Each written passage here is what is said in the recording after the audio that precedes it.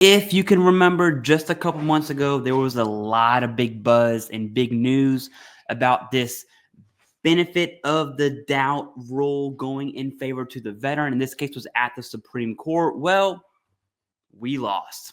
Every veteran took the L here, and it wasn't even close. All right. Now, this absolutely matters because all of that good that could have came out of the Supreme Court decision is gone to the wind, and the VA, specifically the VBA, will continue to do what it's always done. So here we go.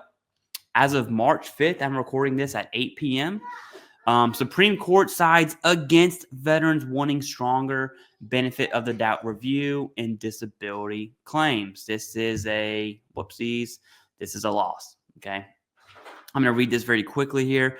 Washington, the Supreme Court on Wednesday rejected the argument by two veterans who said the government must err on the side of granting them disability benefits if it's unclear the evidence supports their claim. Why does it keep doing that? The court ruled 7-2, so not close, that the Veterans Court doesn't have to start from scratch to review the evidence when evaluating a benefits denial in a close call. Instead, the court can reverse a denial only for a clear error.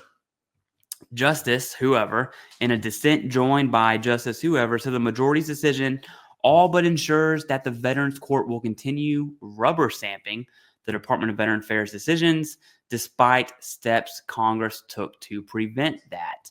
The case involved Norman Thornton, a veteran of the First Gulf War, who says he rated a higher level of disability from PTSD, and Joshua Bufkin, who was denied PTSD benefits after leaving the Air Force because doctors didn't agree on whether he qualified. Now, I want to say something here. And I've alluded to this, I think, on Veterans Daily with Veterans Info Tap. These two cases, like these two veterans and their claims, there's really no nice way to say it, so I'll say it like this.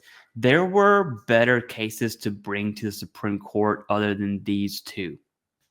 I'll kind of just leave it at that. I'll rubber stamp it, if you will. If you want to dive into what their cases were, by all means do so, and I think you'll come to the same conclusion there. But anyways, their lawyers said the case could have profound implications for untold numbers of veterans. It could have, but that's gone. Okay, super gone. That's just an ad right there. The challenges had the backing of several veterans groups who argued that veterans had been entitled to the benefit of the doubt for service-connected disability payments for more than a century, and Congress twice stepped in to ensure that happens, except it doesn't. In 1988, Congress created the Veterans Court to review disputed determinations and codified the requirement that scales should be tipped in favor of the veteran in close cases. Veterans groups, however, complained that the new court was too differential to the VA when reviewing the agency's decisions. Call me shocked. In 2002, Congress directed the Veterans Court to take due account of the VA's application of the benefit of the doubt requirement. Veterans say Congress wanted a more thorough review, especially because the evidence often isn't clear-cut. The federal government argued the Veterans Court must review a decision only for a clear error, not reevaluate each piece of evidence. In Bufkin's case, the Veterans Court found nothing obviously wrong with the VA's determination that one doctor's assessment about whether he suffered from service-related PTSD was more comprehensive and persuasive than another's.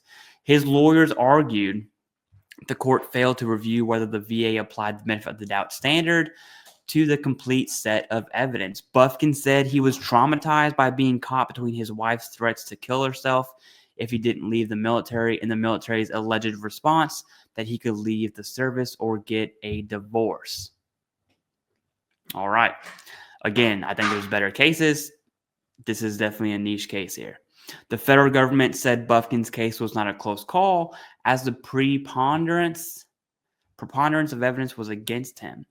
Similarly, in Thornton's case, the VA found that the culminative evidence showed Thornton did not merit a higher level of disability payments. Thornton has had difficulty with work and social interactions, among other issues. Mental health criteria is subjective, by the way, qualifying him as 50% disabled for mental health, according to the VA.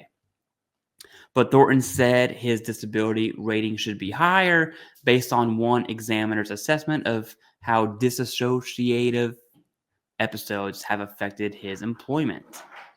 The U.S. Court of Appeals for the Federal Circuit agreed with the government that the Veterans Court properly reviewed both determinations. That means that they lost. So yes, anything good that could have came out of this ain't gonna happen. That's pretty much it. Have a good day, everybody.